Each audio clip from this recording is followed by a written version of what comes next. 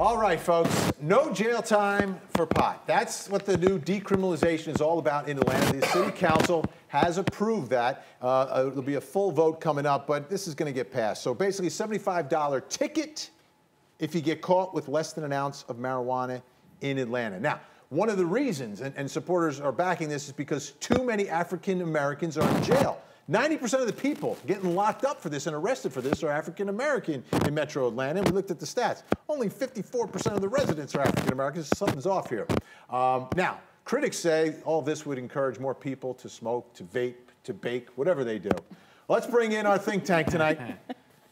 What? Are you laughing about that? I'm not cool enough to say vape? All right. No, you pull it off well. I did, right? I did. Yeah. We've got Reverend Markel Hutchins with us, who's a minister and a civil rights activist. Thank you so much for being here. Brian Moot, radio host from The Burt Show on Q100. He's funny. And Rosa DeKelly is with us as well, Latino community advocate. Let me start with, all right, so 93% of the people being arrested are African American. It doesn't sound like it's a law problem. It sounds to me like it's a law enforcement problem. Instead of changing the laws and making it easier to get away with carrying pot, they changed the law instead of just retraining the officers. I think it's both. It's both a law enforcement and it's a law problem. I think what is interesting, though, is in Atlanta, the population has, since 2010, increased in the white community and decreased in terms of percentages in the African-American community. So those statistics now are even worse when it comes to African-Americans being overly arrested and overly prosecuted for these crimes. I think it's very clear, and Chief Shields said it, and I can't agree more, we cannot handcuff our way to a decrease in people using marijuana. We've got to look at this issue much, much differently than we've looked at it heretofore. Well, Rosa, it looks like you just want to jump in. Yeah, jump in. I just wanted to make sure that first of all, we have to make a differentiation. Who are we arresting? Who are we trying to deal with? Are we trying to deal with a person who's just simply having a smoke of marijuana, or are we trying to deal with a drug dealer? And if you carry in an ounce of marijuana, 28 grams of marijuana, you either two things. You're either a drug dealer or you are actually it turns into like the cost of doing business now. If you're a drug dealer, carry just under an ounce and you are never going to get arrested. Well, you're going to get a bunch of tickets.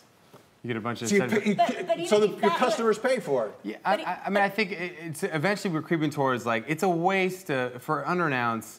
I mean, nationally, there's other places in the country, Seattle, where I grew up, state of Washington, recreationally, marijuana is legal. And studies have shown that there's been no increase in youth using marijuana. The stigma's still the same. Fatal crashes are up in Colorado.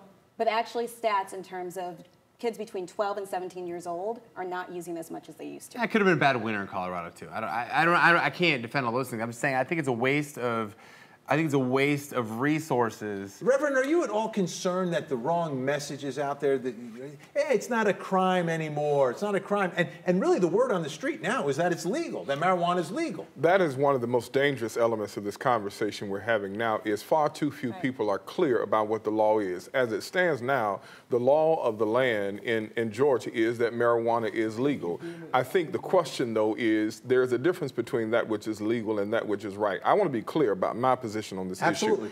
One, personally, I'm adamantly opposed to drug use and drug dealing, as even marijuana. Drugs has played a very terrible and detrimental role in my family. But as a public policy matter, I think that's a different discussion. Personally, I'm adamantly opposed, but as a public policy matter, we have too many young people being arrested and their lives being ruined for small amounts of marijuana. And I think that's what the Atlanta City Council has attempted to address. We've got to find ways to deal with our issues with drug abuse and drug addiction across the board without criminalization.